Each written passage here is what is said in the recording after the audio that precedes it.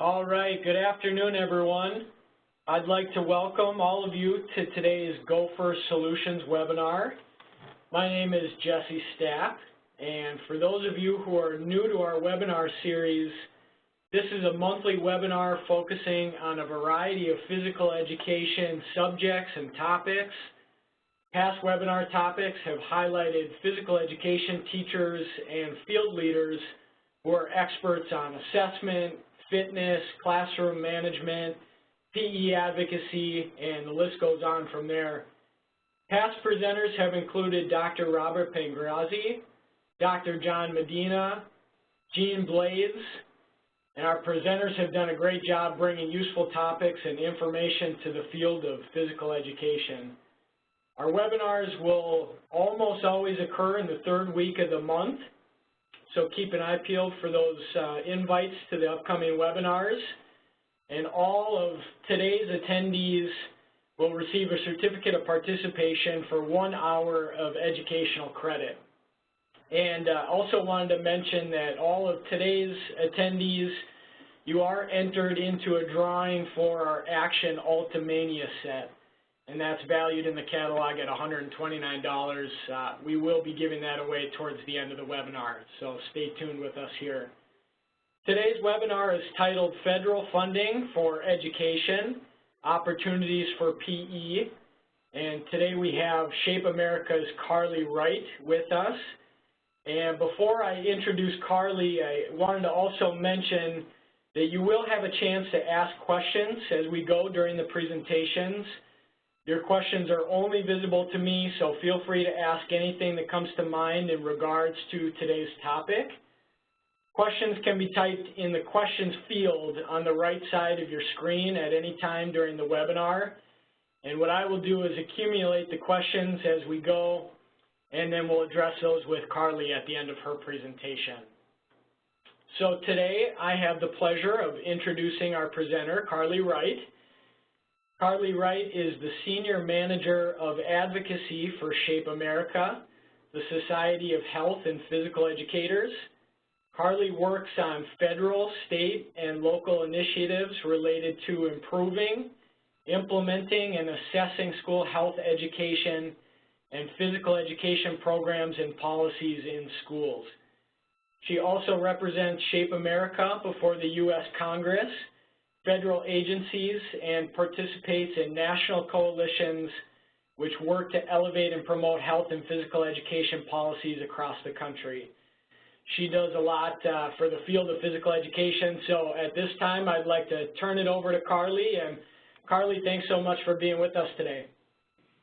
Thank you, Jesse. Thanks a lot. I am thrilled to be here, and thanks to Gopher for having me here today.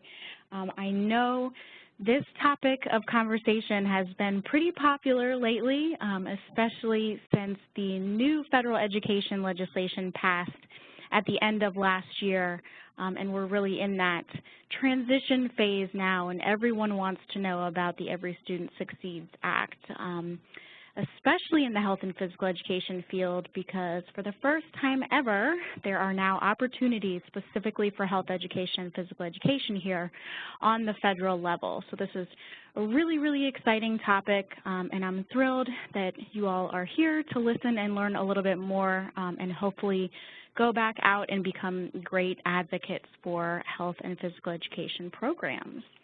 So without further ado, let's get started and talk a little bit more about the Every Student Succeeds Act of 2015.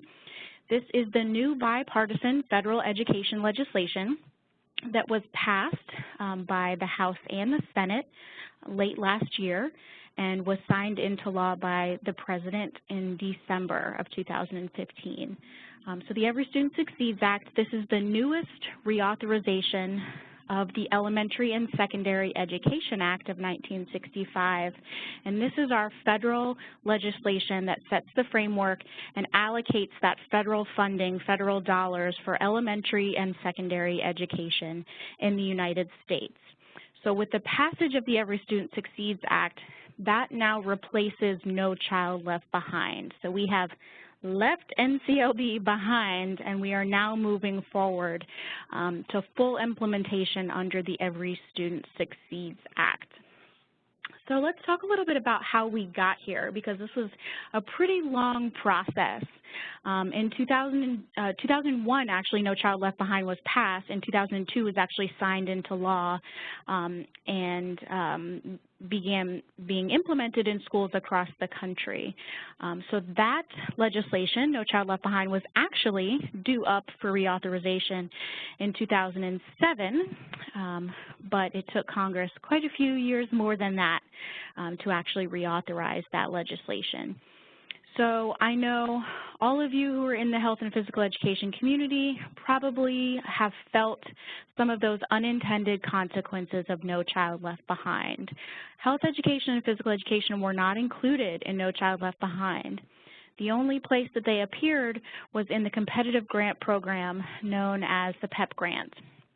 That was the only federal education funding designated for physical education, and the only place in No Child Left Behind where it was addressed at all. And because of that, and because of the strong testing mandates and the requirements for states and school districts to hit adequate yearly progress, we saw lots of cuts in funding and programs in teacher positions to health and physical education programs. Because of No Child Left Behind and the strict mandates and requirements under that law, we even saw some states actually repeal legislation for health and physical education in their states. So there really were some pretty significant consequences that health and physical education felt from this legislation. So over the years, as Shape America and as a health and physical education advocacy community, we felt we needed to make sure that this was not something that was going to happen again under the new federal education legislation.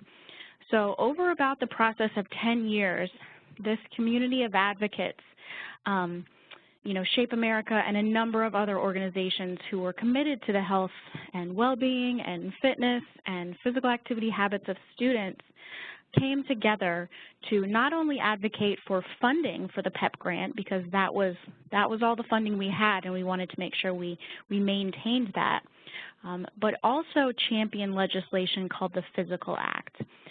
And what the Physical Act would have done is to make health and physical education core academic subjects under federal education law. So in No Child Left Behind, there was a definition of core academic subjects, and that definition listed all of the subjects that could be eligible for federal education funding. And unfortunately, health education and physical education were not included in that definition. So what we hope to do was to rectify that by introducing the Physical Act.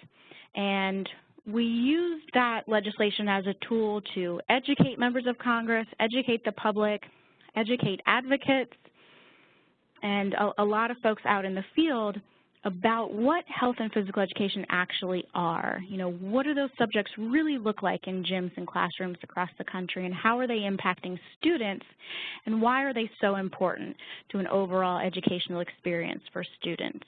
So it really was a long process in getting to where we are now, when in 2015, the Every Student Succeeds Act passed, and, drum roll, health and physical education have been included in the legislation. So let's talk a little bit more about what that specifically looks like. So there is a, let's see, did we skip something here? No, we didn't. Okay. So here is where health and physical education are included under ESSA, or the Every Student Succeeds Act. So that term that I was talking about previously under No Child Left Behind, core academic subjects, that term has actually been replaced in ESSA. And it's been replaced with the term well-rounded education. So in ESSA, there's a definition of well-rounded education, very similar to how there was a definition in No Child Left Behind of core subjects. In that definition of well-rounded education, health education and physical education have been included. So this is wonderful news. This is a huge victory for the entire health and physical education community, because this means now this is a major shift. Health and physical education now have access to federal education funding, whereas we did not before. So this is great news and a great shift in terminology as well. It shows that the federal government believes that these subjects should be on a level playing field with all other subject areas. Means we have access to that federal education funding, and also these two subjects, health and physical education, are really made a priority under Title IV Part A, which is where there's pretty significant access to funding for subjects that are designated under a well-rounded education, and also school health programs, which we'll talk just a little bit about in a minute. So, what does that well-rounded education definition look like? There's a lot of subjects. There's a lot of subjects here. So you'll see all the subjects that are included, and you will see that health and physical education are 2 of the 18 subjects that are listed here. A couple other new ones that were also added under the Every Student Succeeds Act are music and career and technical education. But this is really significant for us because we are listed in the same sentence with English, reading language arts, math and science, etc., which shows that we should be on a level playing field with these other subject areas. The other thing that's really important, I believe, is the shift from core academic subjects to a well-rounded education. That really changes the conversation in states and school districts when we're talking about education. A well-rounded education shows the shift in the priority from just testing on those STEM subject areas to educating the whole child and making sure that all students have access to a well-rounded education, which should include both health and physical education. So there's some pretty major shifts from No Child Left Behind to ESSA. The biggest thing that has changed is this shift in government authority. No Child Left Behind was a really prescriptive law. There wasn't a lot that was left up for interpretation. The conversations under No Child Left Behind were really just happening between the U.S. Department of Education and the state school chief in every state. It was very prescriptive. The requirements under adequate yearly progress, the highly qualified teacher requirements, etc. It was very prescriptive. There were not a lot of choices that states could make for themselves. Well, under ESSA, there are general requirements, but states are able to interpret those requirements and actually create the foundation for what those requirements look like for themselves. So states and school districts have a lot more flexibility and have a lot more control under the Every Student Succeeds Act. Again, states now have to set their own standards. Specifically, the legislation says that the U.S. government can't require any particular set of standards. See Common Core right here. And assessments as well. There's a big shift in what assessments can look like. There still is testing requirements, but, for example, states can decide that maybe students will take a number of smaller exams or tests over the course of the year that then lead up to one final assessment score at the end of the year. There's a lot more flexibility for states and school districts here. That AYP and highly qualified teacher requirements have been eliminated. So states now have to set their own benchmarks for improvement and their own teacher qualification standards. Another big shift is under No Child Left Behind, there were a lot of programs like the PEP grant that were administered directly from the U.S. Department of Education down to school districts. Like the PEP grant, it was a competitive grant program. School districts would apply and work directly with the U.S. Department of Education. Well, that is not happening under ESSA. A lot of programs like this were consolidated into these larger state block grants, where now all states and all school districts have a chance to use this kind of funding. So what will happen is the funding for these large-scale programs will flow from the U.S. Department of Education down to states, and then down to school districts from there. So you can really see that under ESSA, they're placing a big priority on states' involvement in the education process. Also, as I've said, there's a lot of flexibility in funding. States and school districts can really set their own priorities based on what the educational needs of their own student population is to really decide how best to serve students within their own state and school district. So let's talk implementation. Since the shift from No Child Left Behind to the Every Student Succeeds Act is really so significant, Congress wanted to make sure that they were giving states and school districts sufficient time to really address these changes. They wanted to make sure that states and school districts were actually taking some risks here and thinking about things differently, not just rolling over accountability plans from No Child Left Behind, rolling over funding plans, doing things the same old way. That was not the goal here. So even though ESSA was passed in December of 2015, it actually won't be fully implemented until the 2017-2018 school year. So right now is really the transition period. Right now, states are soliciting feedback all across the state and drafting their plans. School districts are starting to do the same thing. So states will have to submit their accountability plans, their funding plans to the U.S. Department of Education in the spring of 2017, and then states will receive federal funding under the ESSA formulas starting in July of 2017 to then be ready to be implemented in that 2017-2018 school year. So I tell you this to put a priority on how important it is now to be involved in this process. As I've said, states and school districts have much, much more flexibility and are soliciting feedback from a wide range of stakeholder groups.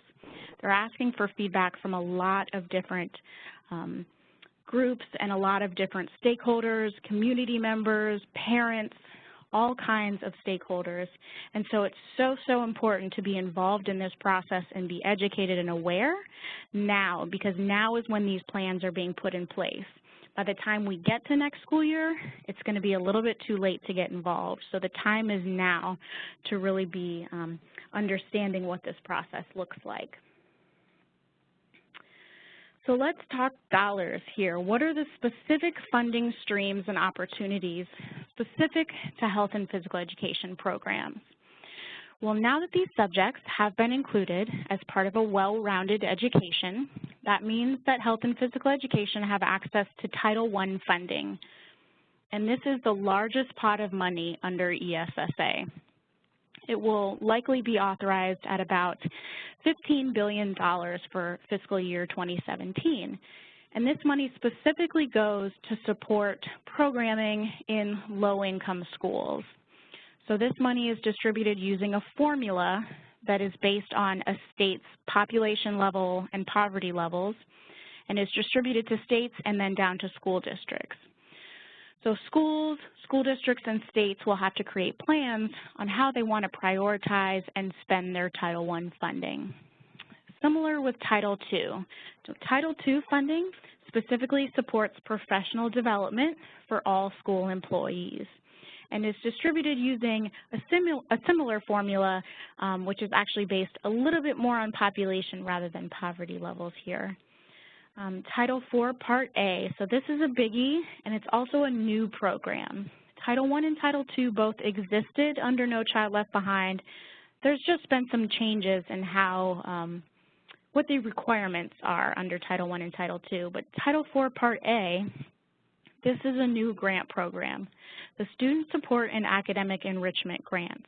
And this is one of those consolidated state block grants that I talked about earlier, which specifically supports a well-rounded education and school safety and health programs. And we'll go a little bit more in depth about that in a moment. The other opportunity here is for some after-school and summer programming. Title IV Part B, which is the 21st Century Community Learning Centers program. Now, this is a program that was authorized under No Child Left Behind, but it is now a formula grant program, which means you don't apply, there's not an RFP or anything like that for the grant. Again, this money will be distributed from the U.S. Department of Education to states and then down to school districts. And what schools will use this money for is to create these after-school and summer programs in partnership with the community, in partnership with local community partners and services.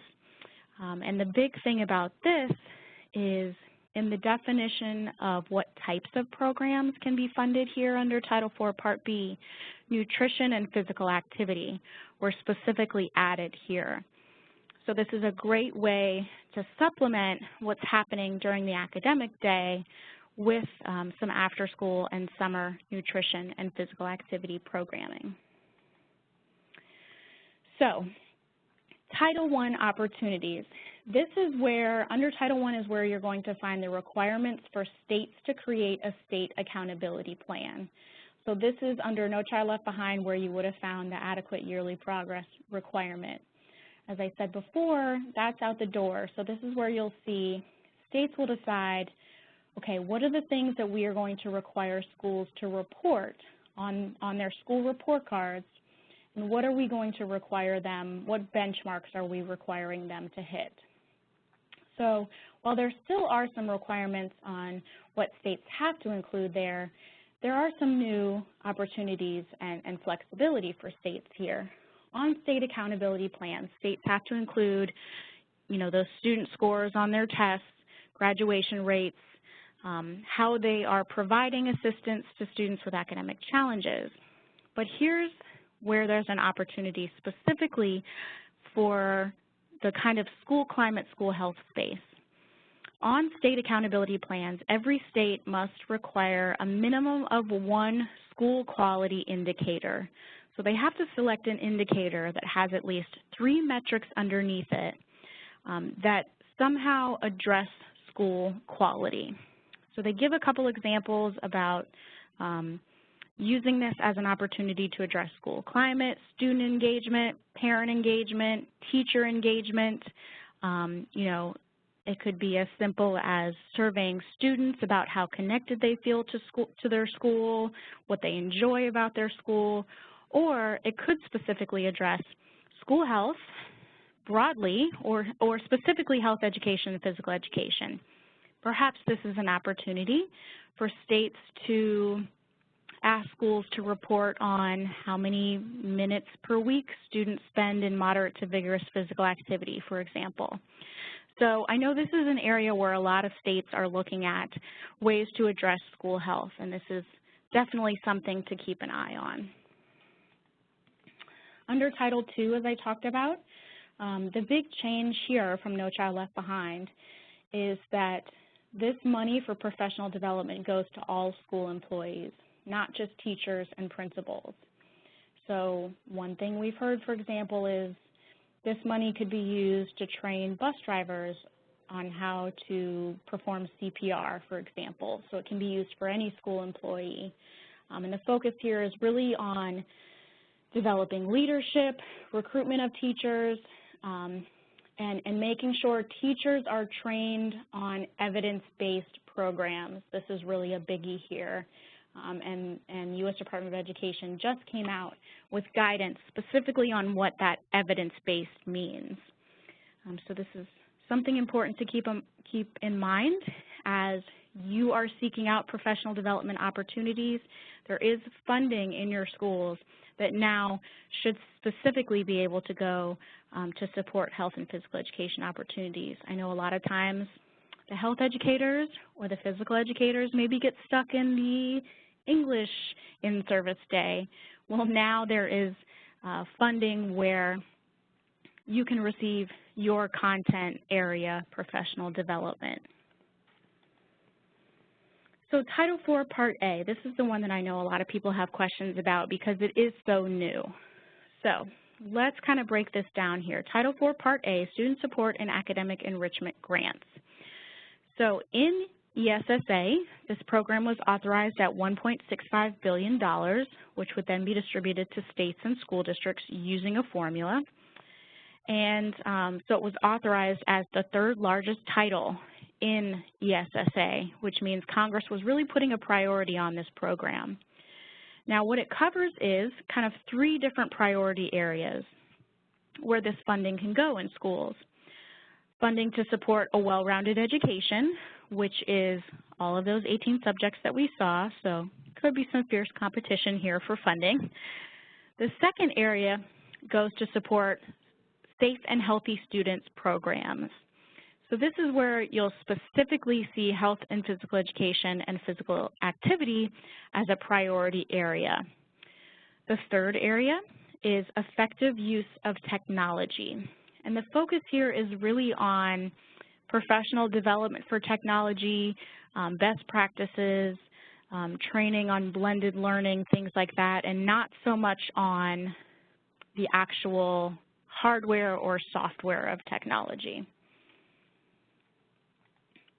So how is this funding going to be allocated and distributed? What are the requirements here? So as I mentioned, this is a state block grant.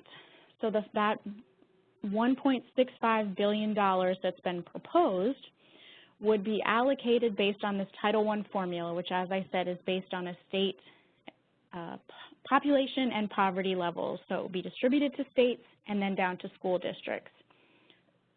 So school districts will get their pot of money, and then what they'll have to do is conduct a needs assessment at the school district level to see where they have needs and opportunities to make improvements under well-rounded education, safe and healthy students, and technology. Once they conduct that needs assessment, they'll then create a funding plan and say, okay, here's what we're going to do with the $1 million we receive, or whatever it may be, depending on the school district. There are a couple of requirements. If a school district receives more than $30,000, they will have to spend a minimum of 20% on well-rounded education, a minimum of 20% on safe and healthy students programs, and then they can use the remaining 60% across all three priority areas, including technology.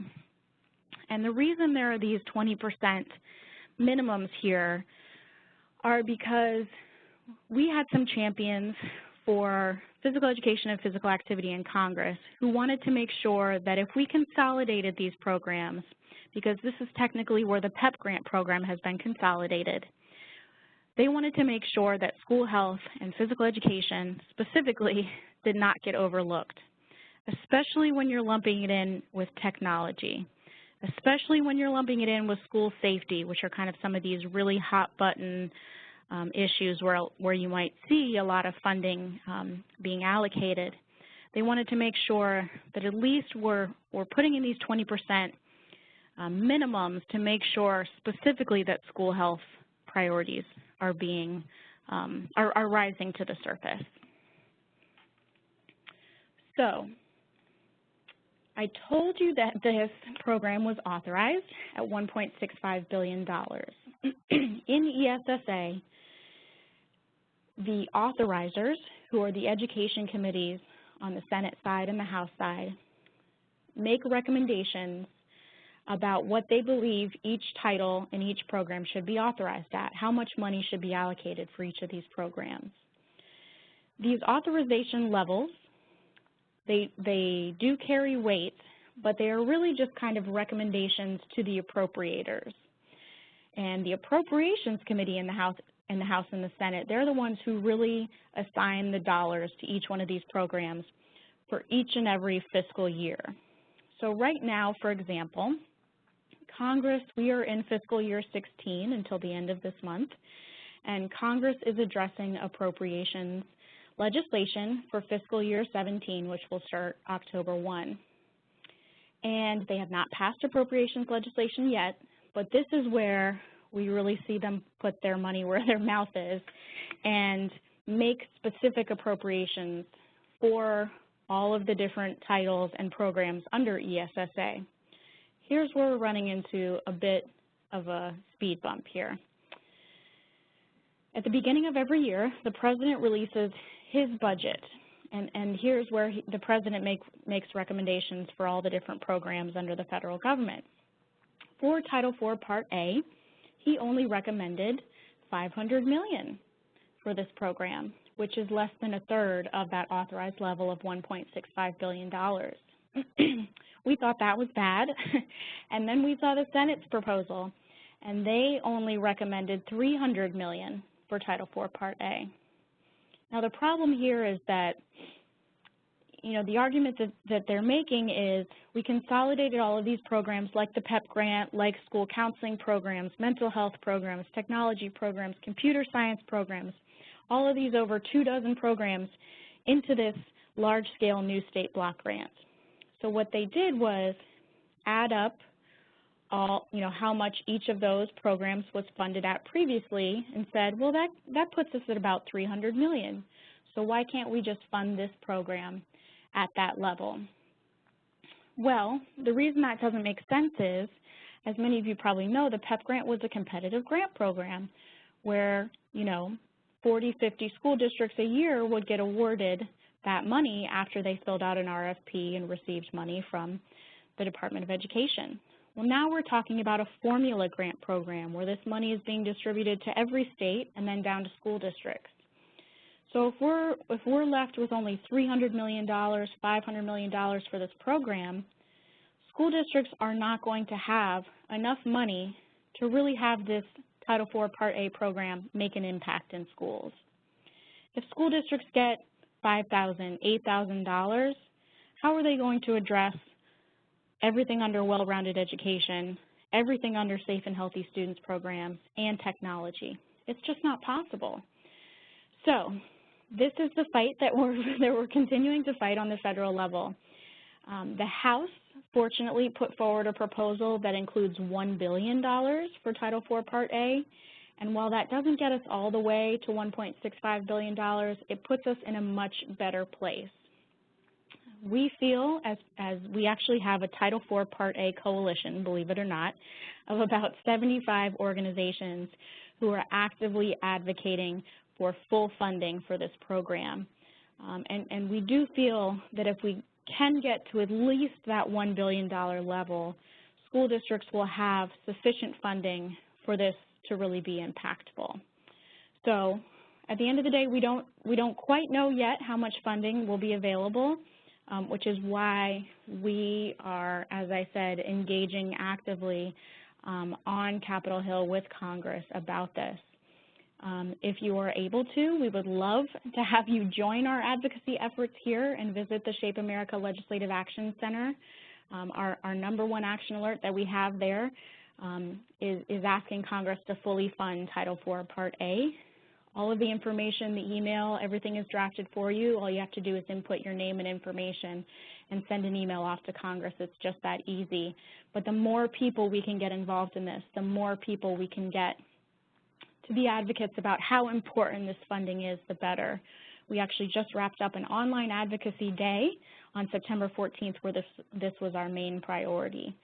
So we are hoping to continue the conversation on both social media and on Capitol Hill about how important this is until Congress does pass appropriations legislation. So that's kind of the picture of what's happening on the federal level. Now let's talk a little bit about state and school district level, because it's really, really important that we have active advocacy happening at both the state and school district level as well.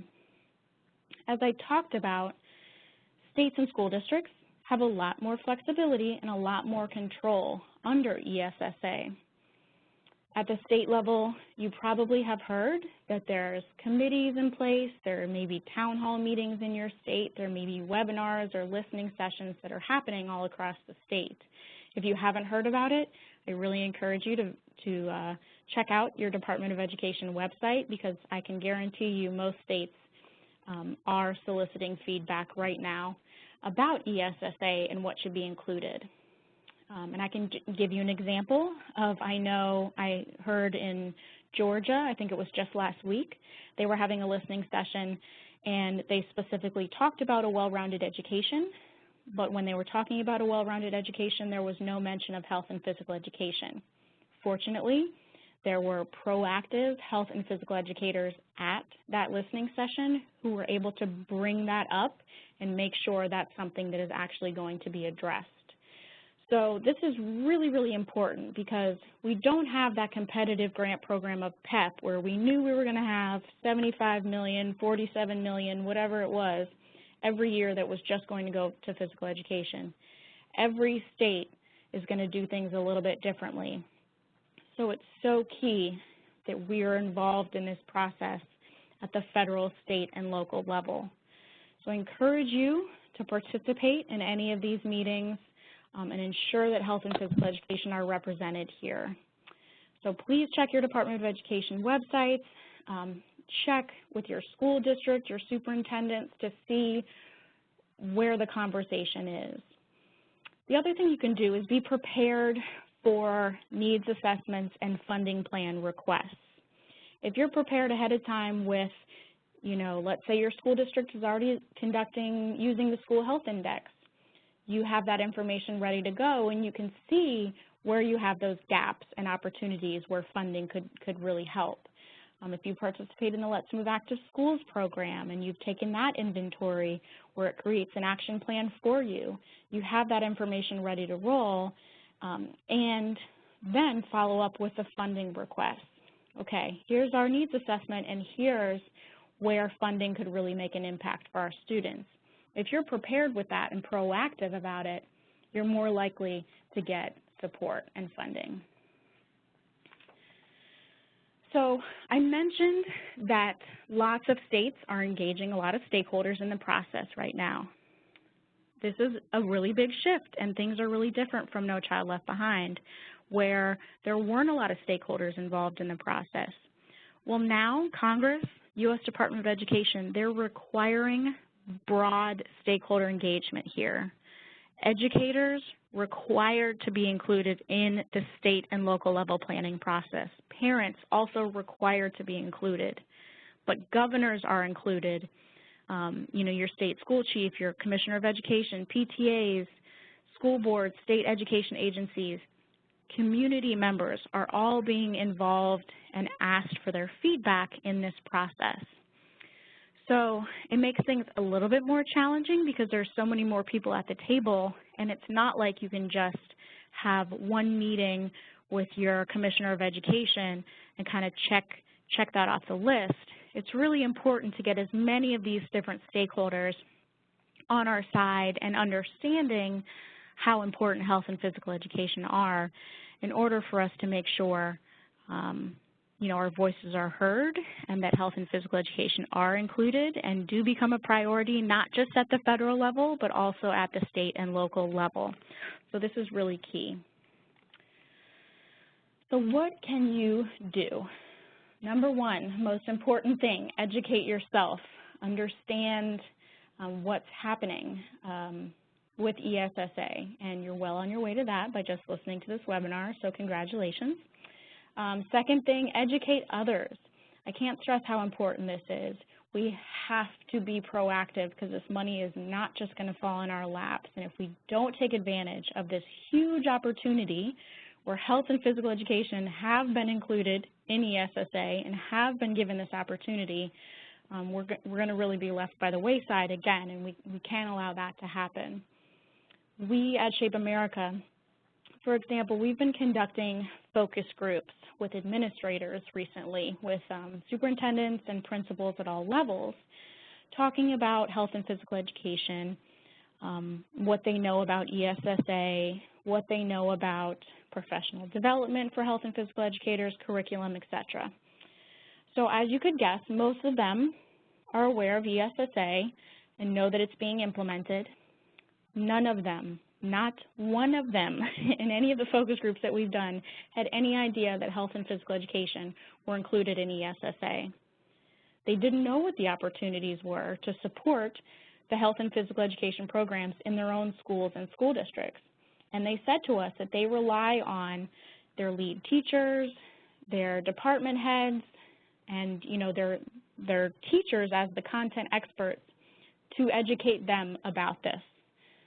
So it's so important, even if it's just a conversation and a continued conversation with your principal, to raise their awareness about this and say, hey, I want to make sure I have access to Title II funding so I can get professional development.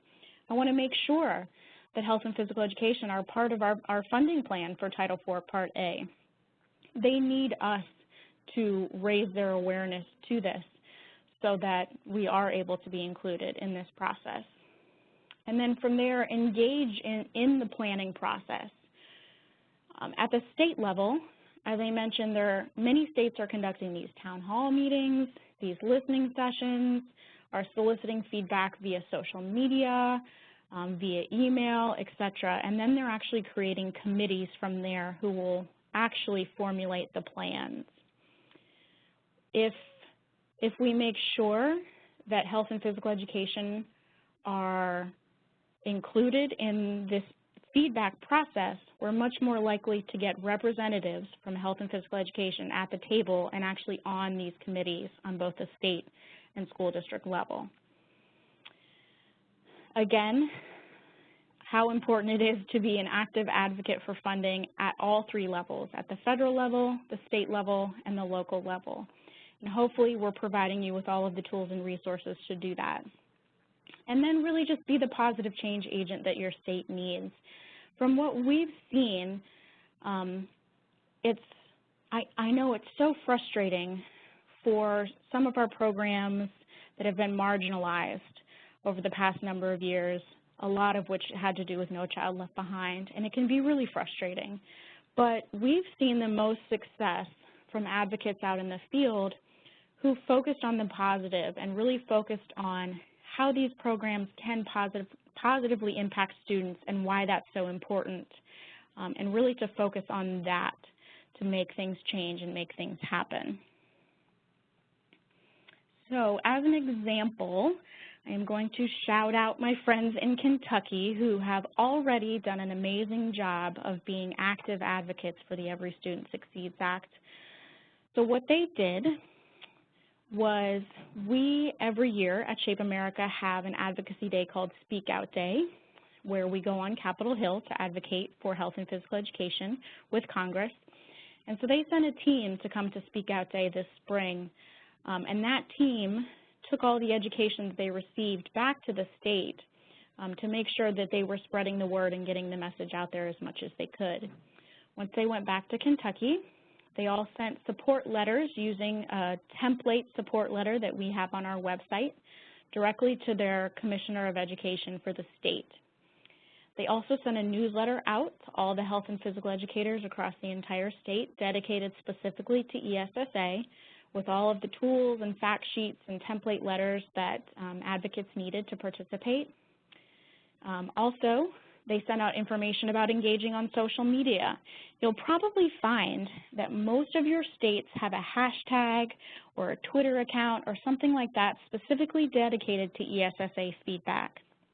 In Kentucky, it was KY Ed Listens.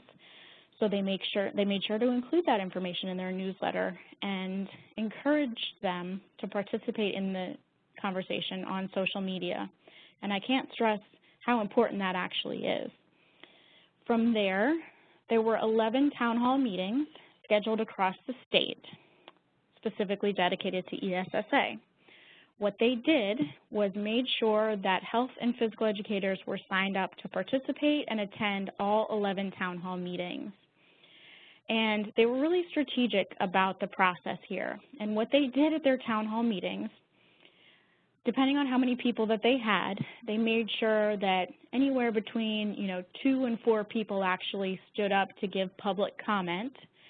But if there were more people who were there in the audience to support health and physical education, they made sure that they were acknowledged. And if there were 10 people there who were health and physical educators, they made sure they all stood up so that it could be shown that there was great support. But what they did, the first health or physical educator who got to the mic to share their feedback at a town hall meeting with the Commissioner of Education, first thing they did was get everybody to stand up and get everybody to move and participate in a really short physical activity break. And then once the break was over, everybody sat down and they said, now look around at everybody in the room. You'll notice that everyone is smiling, they're excited, they're energized because they were just physically active. This is exactly what happens to students when they have the opportunity to be physically active in school. And that's how they started things. They practiced what they preached when they were at these town hall meetings, and it was memorable and it made a huge impact.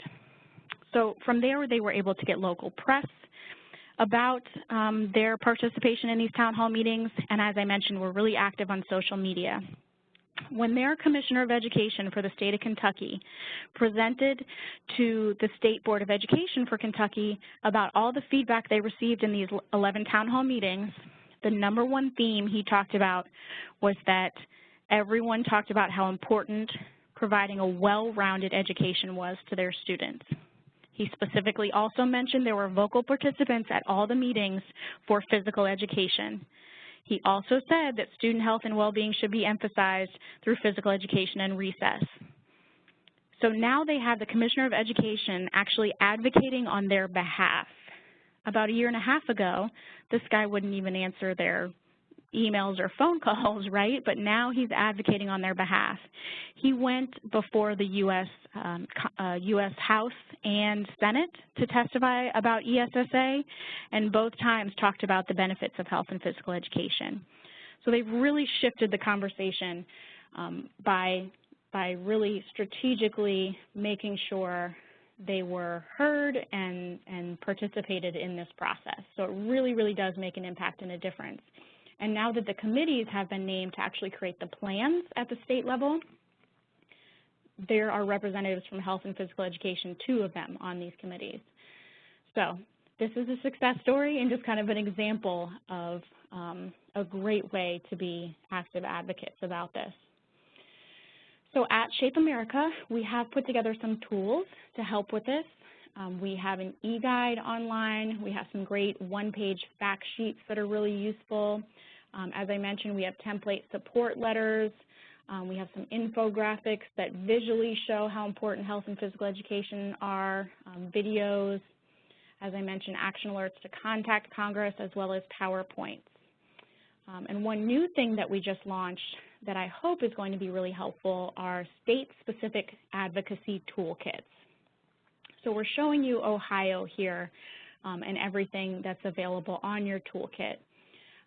So you'll see the Ohio State Profile from the Shape of the Nation report, which outlines the current policies and requirements for physical education in your state. And then on the right-hand side, there's state-specific tools. So there's a health and physical education fact sheet with information about what's happening in Ohio related to health and physical education, links to state standards, and then a personalized PowerPoint for the state of Ohio. This is also where you can find kind of the more general ESSA information, fact sheets, template letters, etc. And then also, here's where you'll find key contacts in your state. You'll see your state affiliate of Shape America, who will be able to really help make some connections about advocacy on the state level, as well as representatives in state agencies. This is where you can find links to ESSA information specific to your state, as well as other stakeholders to reach out to. So I encourage you to use these tools as you participate in advocacy on both the state and local level. And also feel free to reach out to us if you have questions as you maybe engage in meetings or conversations with people, or if you have feedback on any of our resources or materials or anything else we can help you with. Please do not hesitate to ask. So I know that's a lot of information, but thank you to everyone who's participated, and now I'm happy to take any questions that there might be. All right, wow, thank you, Carly, and go Kentucky for sure if we have any Kentucky folks with us. Lots of great information in your slides, and hopefully everyone feels as motivated to have their voice heard on behalf of PE as I do. That was really, really motivating. Come a long way since No Child Left Behind, but there's definitely still some work to do and some fighting to do for that funding. So let's get into some of the questions that we got that came up during the webinar. And I'm actually going to field this first one here. I had a few questions on if the webinar or future webinars are recorded. And yes, please keep an eye peeled. In the next 2 to 3 business days, you're going to receive a separate email. It will have a link to the recording, so you'll be able to view the content of this one or future webinars anytime you want. So PE on demand. Wait a couple days, 2 to 3 business days, you should see that email. So second question that I got was, Carly, and you had touched on this, but had a question on getting schools and communities involved. The question was, how can I get my school and my community behind this initiative? And could you boil this down to 1, 2, 3 key things that we can be doing right now to get our community and our schools involved to fight for health and physical education? Yeah, absolutely. I think on the school level, probably, you know, the top 2 most important things you can do as a health and physical educator, or even as a parent or just an advocate, make sure that you're having a conversation with the principal and educating them about the opportunities under ESSA for health and physical education, and specifically talk about what's already happening in your school as it relates to health and physical education and how ESSA can help support and improve those efforts. I would also say, once you talk to your principal, also see if your principal can help connect you with whoever is your Title I and Title II coordinator, either at the school level or the school district level, depending on how big your district is and how much funding you receive. Every school district should have someone, has to designate someone who is the coordinator for those funds as they flow down. So we also want to make sure that the coordinator of those Title I and Title II funds is aware of these changes, and make sure that they are able to also be advocates for using that funding for health and physical education. And then I would say making sure that you have the PTA or PTO on your side. You know, parents are often the best and most effective advocates when it comes to schools. So if you're able to attend a PTA meeting or share this information with the PTA, and make sure that they are also advocating on your behalf to the principal and superintendent in the school district, I think that'll really go a long way. Awesome, great advice. One other question that came up too, and this was mentioned on one of your slides, is that before and after school programs are now going to be considered for those funding opportunities. Do you have any specifics of programs that have been successful that you've seen, Carly? Yeah, sure. So specifically under Title IV Part B, 21st Century Community Learning Centers, the focus here is really on engaging with community partners to provide after-school programs. So this is where you may see shared use agreements be successful, or perhaps you know, professionals from your local YMCA or something like that might be able to come in and provide a yoga class or something like that for your students in an after-school setting. You know, where you're able to tap into the expertise of some of those community partners. And I know YMCA, for example, or local recs and parks have been really great partners in providing some really great, robust after-school programming. You know, YMCA, for example, has been really involved in PEP grants in the past in providing specifically physical activity opportunities before and after school, and also in the summer to help not replace physical education, but supplement that instruction. Very cool. Yeah, very good advice.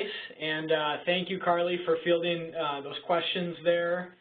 And I just wanted to remind people before we wrap up here, keep an eye out for your certificate of participation on this today's webinar, and the announcement of the details of our next Go for Solutions webinar topic.